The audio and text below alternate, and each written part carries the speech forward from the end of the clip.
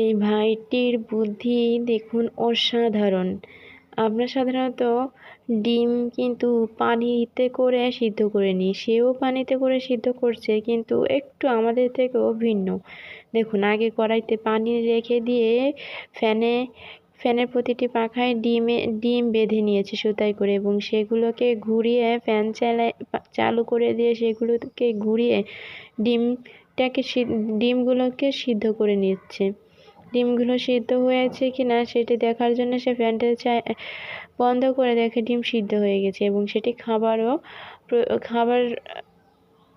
প্রযোজ্য। সে খেয়েও নিয়েছে এবং সে মাঠে চলে গিয়েছে। আমরা মাঠে সাধারণত মাটি কাটি নিজে থেকেই, জমিতে নেমে কোদাল দিয়ে মাটি কাটি। সে কি করে সাইকেলের সাহায্যে মাটিটিকে কেটে সেখানে বীজ বুনলো এবং মাটিটাকে সমান করেও দিয়ে রেখে গেল। এরপরে সে মাঠ থেকে এসে নাস্তা করার জন্য কিছু মাংসের টুকরা কড়াইতে দিচ্ছিল এবং সেগুলোকে কি করে একবার একটু দেখে নিন সবাই।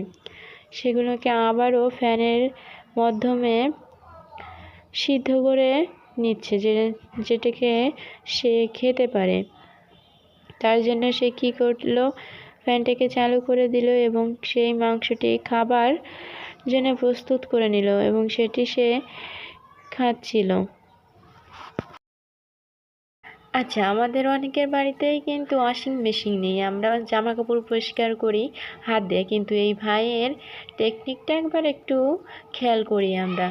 দেখো, বালতিতে করে পানি রেখে এবং তাতে হুইল পাউডার দিয়ে তার ভিতর জামা কাপড় দিয়ে ফ্যানের সাহায্যে জামা কাপড় পরিষ্কার করছে। এমনটা আমাদের কারো মাথায় কখনো আসেনি। এই ভাইটির বুদ্ধিটা একটাবার একটু খেয়াল করে আমরা সবাই দেখে নিই। এরপরে কি করলো, জামা কাপড় পরিষ্কার করে আমরা তো পরিষ্কার করার পরে জামা কাপড় থেকে পানি বের করি। সে কি করলো, ঝুড়িতে রেখে এবং দড়ি দিয়ে সেটাকে করে জামা কাপড় থেকে পানি বের করে নিল। আমাদের থেকেও তার মাথায় কতটা বুদ্ধি আর কতটা দ্রুত সমস্ত কিছু করা যাচ্ছে সেটাই দেখে নিই। এরপরে হ্যাঙ্গারে করে জামা কাপড় নেড়ে দিচ্ছে, তাও আমরা তো দড়িতে একটা একটা করে নাড়ি, সে একসঙ্গে সব দিয়ে একটা চাকার সাহায্যে দড়িতে রোদে গিয়ে নেড়ে দিল। ছায়া জায়গায় বসে কত সুন্দর কাজ করে নিল। এবার এসে রোদ কমে গিয়েছে, আবার সে রোদের ভিতরে জামা কাপড় তুলতে গেল না, নিজে